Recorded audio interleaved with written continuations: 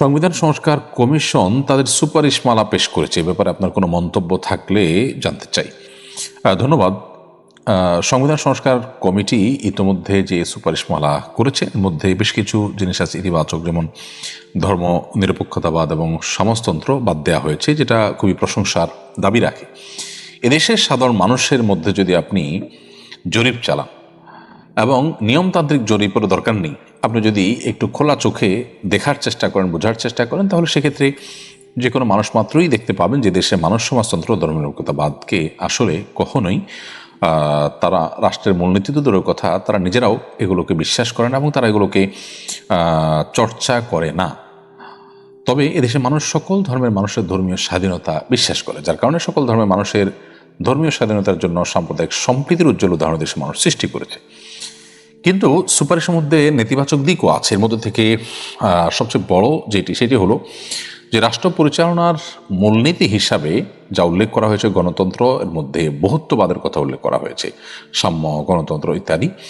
তো সাম্য ইত্যাদি তো থাকবেই, কিন্তু সেখানে বহুত্ববাদের যে কথাটি এসেছে এটি যথেষ্ট অস্পষ্ট এবং বহুত্ববাদের ব্যাখ্যা থাকা দরকার।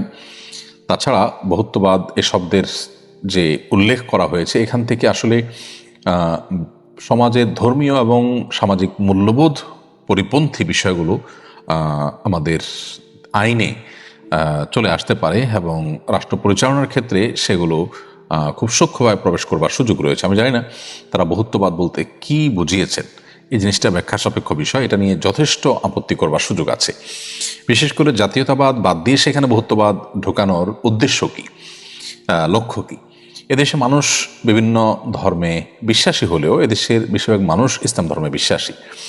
মালয়েশিয়ার মতো দেশের সংবিধানে যদি তাদের রাষ্ট্রধর্ম হিসাবে, অফিসিয়াল ধর্ম হিসাবে ইসলামকে রাখতে পারে, আমাদের রাষ্ট্রধর্ম হিসাবে মুসলিম থাকতে সমস্যাটা কোথায়? আল্লাহর উপর আস্থা বিশ্বাস আমি যতটুকু জানি সেটাও কিন্তু রাখা হয়নি। এটা অত্যন্ত গর্হিত কাজ হয়েছে এবং এটা বিগত রেজিম পর্যন্ত সাহস করেনি।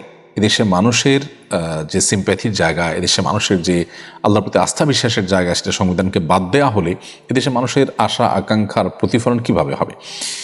তাছাড়া একটা বিষয় খুব স্পষ্ট করে খোলাসা করা দরকার এবং জোর দাবি জানাচ্ছি আমি, সেটি হলো ধর্মীয় এবং সামাজিক মূল্যবোধ পরিপন্থী কোনো আইন করা হবে না, বা রাষ্ট্র পরিচালনার ক্ষেত্রে ধর্মীয় এবং সামাজিক মূল্যবোধকে গুরুত্ব দেওয়া হবে, এই জিনিসটি বিশেষভাবে উল্লেখ থাকা দরকার। সেক্ষেত্রে অবশ্য সকল ধর্মের মানুষের ধর্মীয় যে বিধিবিধান রয়েছে এবং সামাজিক মূল্যবোধ রয়েছে এগুলোর পরিপন্থী কোনো আইন করা হবে না, এই জিনিসটি স্পষ্ট করা দরকার।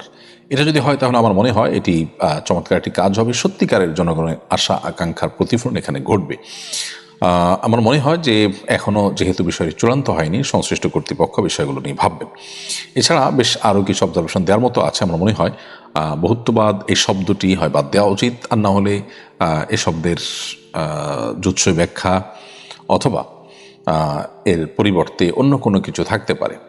জাতীয়তাবাদ শব্দ বাদ দিয়ে বহুত্ববাদ শব্দ সেই জায়গায় প্রবেশ করার বিশেষ কোনো কারণ থাকতে পারে না।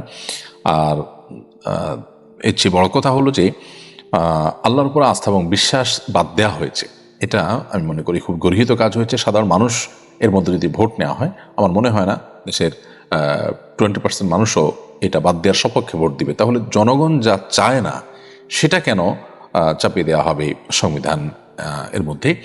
আমার মনে হয় এই জায়গাটাতে জনগণের আশা আকাঙ্ক্ষার প্রতিফলন ঘটা উচিত এবং ধর্মীয় এবং সামাজিক মূল্যবোধ বিরোধী কিছু থাকবে না, যে সেটিকে আরও নিশ্চিত এবং খোলাসা সুস্পষ্টভাবে সেটা বলা উচিত। এটা বলা হয়নি মোটেই, এটা বলা উচিত।